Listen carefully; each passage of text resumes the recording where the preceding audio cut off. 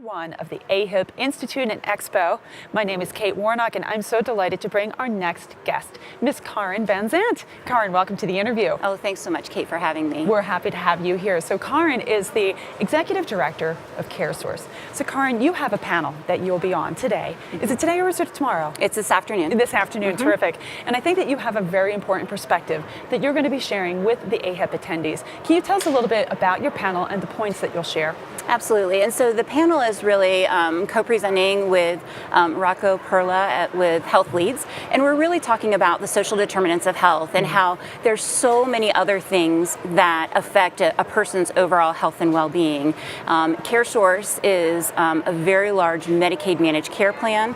We have 1.5 million Medicaid members on our plan. And so when we think about the complexities of poverty and living in subsidies, health outcomes and overall wellness becomes even that much harder to obtain. Right. And why is it important that health plans really begin to pay attention to these social determinants of health and not just the points of contact that they might have with that member? Absolutely. And so one of the things that I try and talk about, my background is in social work and community development, so I'm not necessarily from the healthcare or health insurance industry, but I've worked for the last 20 years with low-income people across a variety of different types of programs. And the way that I try and explain it to people is you could have the best relationship with your doctor. You could follow every plan that they give you, take all your medications at the right time, walk 30 minutes every day, do everything from the medical side of things. But if you live in a neighborhood where bullets are flying all day long and your house is falling down around you and you don't have access to high quality education or employment opportunities, you are still not going to have a very high level of health and overall wellness. And so it's really important to understand all of those environmental factors, especially as we are maintaining some of the highest rates of poverty in the country that we've ever seen. Okay, so our next question related to that response then, Karin. How do stakeholders scale services to ensure the whole person is being treated, as you mentioned, yet balance the cost of these services against their own bottom line? I'm sure that's something that every health plan needs to know. We definitely want to make sure that people are healthy, but there's also a financial cost to doing that. Right. And what we've really started to see, and as we've been researching this issue from CareSource's perspective, knowing that our members are low-income members, what we see is that there are a lot of resources that are being put into place for very short-term maintenance efforts instead of really the long-term sustainability of the whole person.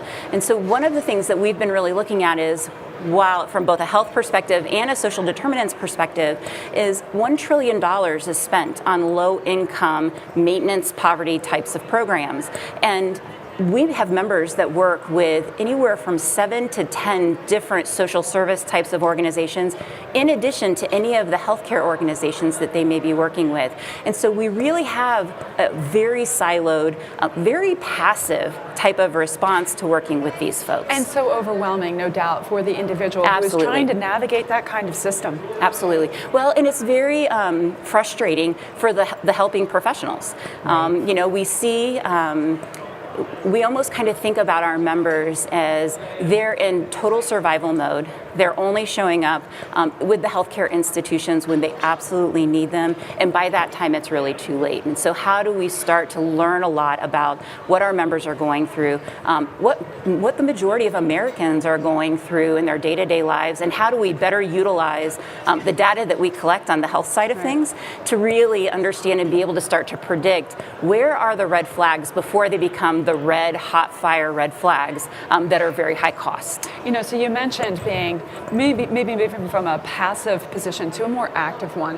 What's the right way to start? You talked about trying to address all of these things that might be yet unknown to the health plan, yet we're wanting to capture not only the important measures and the important things that might be impacting the individual, but put it in a system that's integrated and everybody, as you said, the different points along that care spectrum have access to it. Yeah. It seems to be a holy grail. How do we start? Absolutely. Well, not working in the healthcare system and not understanding all the complexities that are here until the last 2 years, and working in the social services system from a community perspective, what I can say is we have access to 10 times, if not 100 times more data points about people than what really exists in the very uncoordinated social service side. Yet I don't know that while we have access to a lot of Americans who are interacting with healthcare across all socioeconomic backgrounds, we're not necessarily asking the right questions that could get them. And while we have kind of a captive audience that engages with us on a regular basis, I think if we could change the questions that we ask and add additional social safety questions to the litany of things that doctors and nurses are already collecting, I think we would start to see a much more comprehensive picture of what's happening in Americans' lives. That data then, as you said, if it can be all pulled together in one place, could be very useful to start to look at what are the right types of supports, the right ways in which to engage Americans so that we can be more proactive in our approaches with them. You know, so Karin, we had some really fascinating guests already here at the GuideWell Connect Insights Lounge, and they were speaking to the importance of culture and really being able to, this is a whole different, it's really not a different customer experience, but how do we transform the industry so that we're sure that the consumer is at the core and that we're aligning our own employees perhaps to even enable this new focus. So I'm sure that at CareSource you all must have a very wonderful culture that really does have that dedicated focus on the individual, don't you? Absolutely. Well, and working with Medicaid and Medicare recipients is going to be very different than working in a commercial product. And so we have to really look at what are the motivations and drivers for an individual, regardless of where they are with socioeconomics, where they may be in the age demographic or race demographic. What are their drivers to wanting to engage with healthcare? And then how do we best respond? It's not going to be a one-size-fits-all. And I sometimes think that we want it to be because it's so much easier, and that's why we're kind of getting the low results that we're getting in this space. Right. Well, so obviously if we're going to try to move that needle in population health, we have to know, as you said, with asking the right questions. Absolutely. So, yeah. Another question for you then, Karin. So you're a social media user yourself. Yes. You're on Twitter. What's your Twitter handle? KH VanZant. KH VanZant, okay. You've had tremendous success using your FitnessPal, and you tweeted about it. Absolutely. So I was wondering, what role, in your opinion, will digital health play in leveling this playing field so that more people really have access to the best possible care? Absolutely. Well, and I think that people are becoming much more adept to having technology in their life on a regular basis. Over the last, you can see this shift across all social media platforms in the last 5 to 10 years, where people invite now the digital world into their every movement.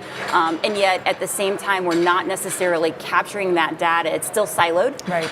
And we're not really, from a healthcare perspective, utilizing that data to give us a whole picture of what's going on. And I think that part of that is just going back and asking the members or asking our patients or consumers if they would be willing to share that with us. Right. I think it's as easy as that. I know there's lots of legal, I'm not trying to oversimplify privacy and the legal issues that surround digital technologies, but at the same time, I think that people right now are much more accepting of inviting people into their lives and sharing information.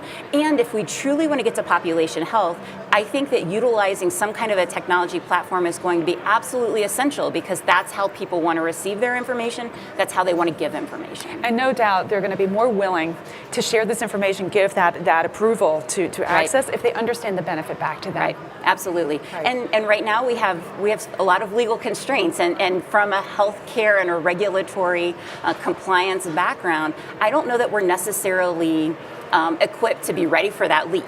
Right. And so it's about how do we start to take small baby steps so that we can meet our consumers where they're at, and at the same time keep people's information private, keep it safe, and make sure that we're doing everything we can to protect the information that we do have access to. Right, and no doubt how critical it is to have that protected health information secured. Yet again, if we, if we're using it in a way that's going to benefit that consumer, absolutely, that's really how we move forward. So, absolutely. All right. Well, Karin, thank you so much for sharing your insights with us here at the GuideWell Connect Insights Lounge.